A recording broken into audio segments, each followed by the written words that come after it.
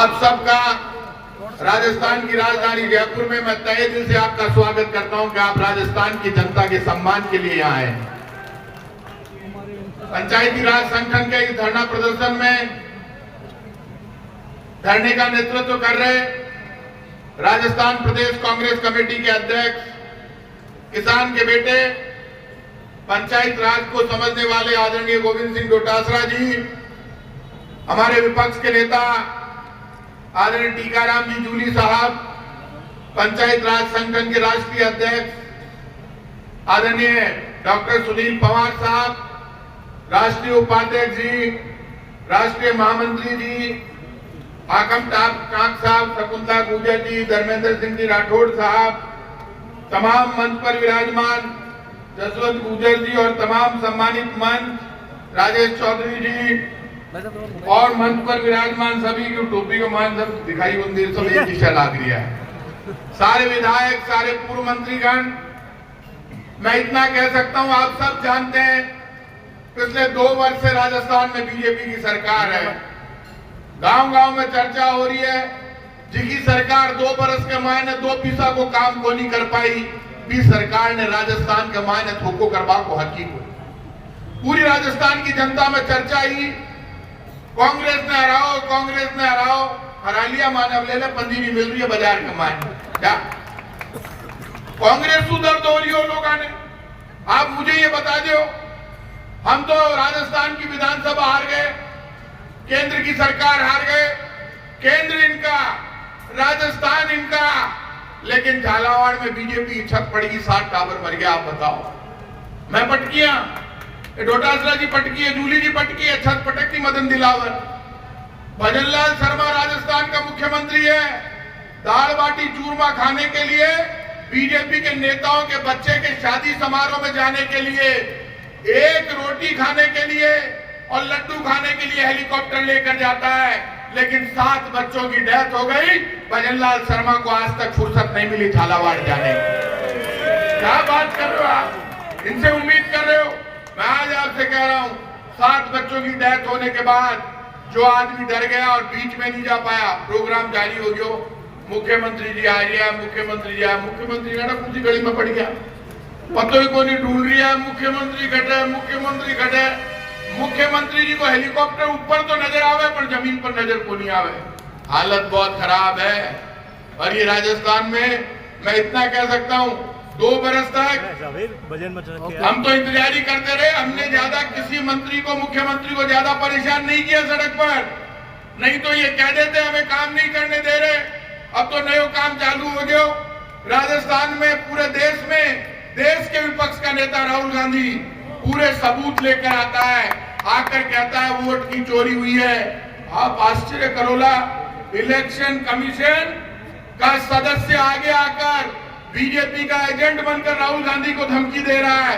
ये धमकी वो राहुल गांधी को नहीं दे रहा, हिंदुस्तान की जनता को दे रहा है, क्योंकि ये लड़ाई अकेले राहुल गांधी की नहीं है, लड़ाई हिंदुस्तान वर्सेस बीजेपी हो रही है। मैं सीपी यादव जी को बधाई दूंगा, धन्यवाद दूंगा। आपके प्रदेश अध्यक्ष है, दमदार है, टीवी पर बोलते हैं, खुलकर बोलते हैं। अभी इन्होंने कहा हमारा धरना तब तक जारी रहेगा जब तक राजस्थान में पंचायत चुनाव की घोषणा नहीं हो जाती। जब तैयारी कराया हो तो बेटा जो ये सरकार जो कोई थाना उम्मीद रेवाड़ी है, ये सरकार से उम्मीद मत कर जो ना, तो ये पंचायत चुनाव कराना चाहती है, निकाय चुनाव भी नहीं कराना चाहती। राजस्थान की बीजेपी की सरकार से चुनाव कराना चाहते हो तो इनके मुंह में हाथ डाल के आपको चुनाव की घोषणा करवानी पड़ेगी। ये चुनाव कराने वाले नहीं, बयान देंगे, चुनाव करवाएंगे, लेकिन करवाएंगे नहीं तो इनको करानी नहीं है।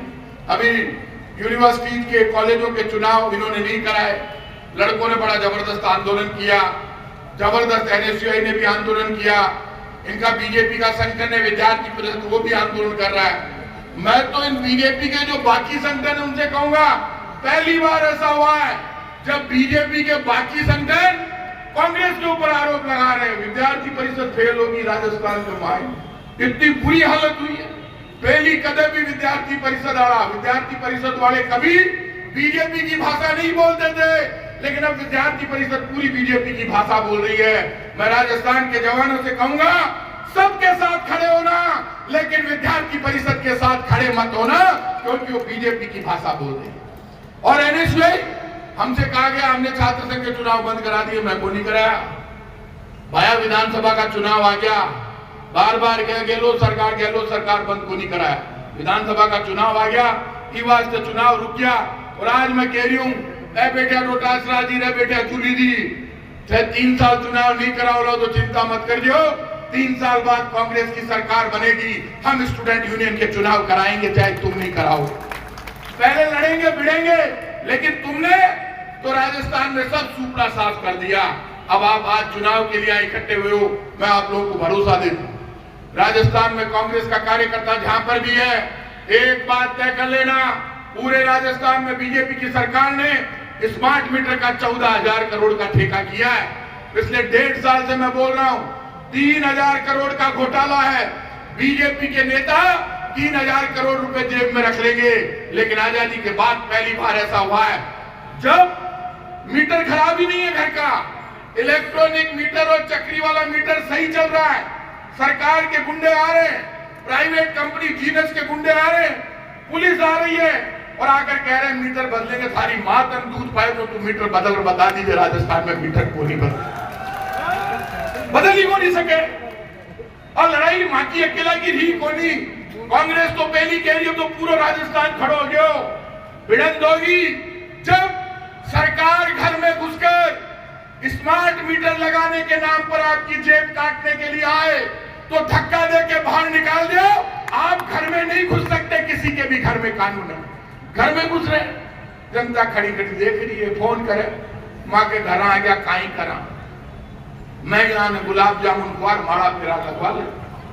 कमाल कर रही है यार, थारा घर के मान मीटर लगा वाला घुस गया, तू माने पूछ रही है। वोट देती टाइम तो को नहीं पूछो, जब तो आने बटन दबा रही हो बीजेपी वाला को, जब तो तेरे बड़ो स्वाद आ रही हो, हिंदू और मुसलमान खाई हो।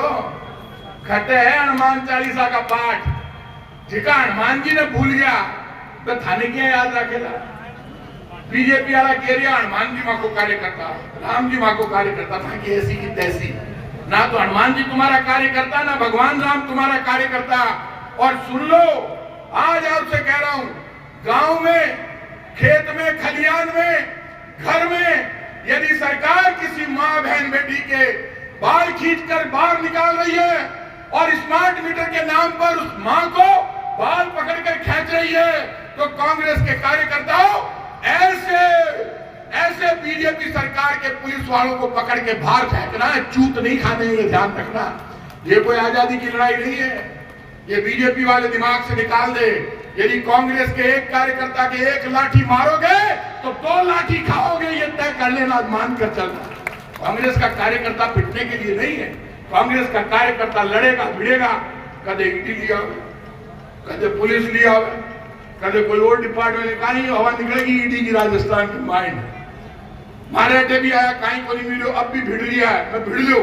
लड़ाई लड़ेंगे, दम से लड़ेंगे, अंतिम दम तक लड़ेंगे, लेकिन युद्ध का जो अंतिम परिणाम होगा राजस्थान का, बीजेपी की विदाई करेंगे और राजस्थान की जनता को हक दिलाएंगे। आप सबको बहुत बहुत धन्यवाद। जय हिंद।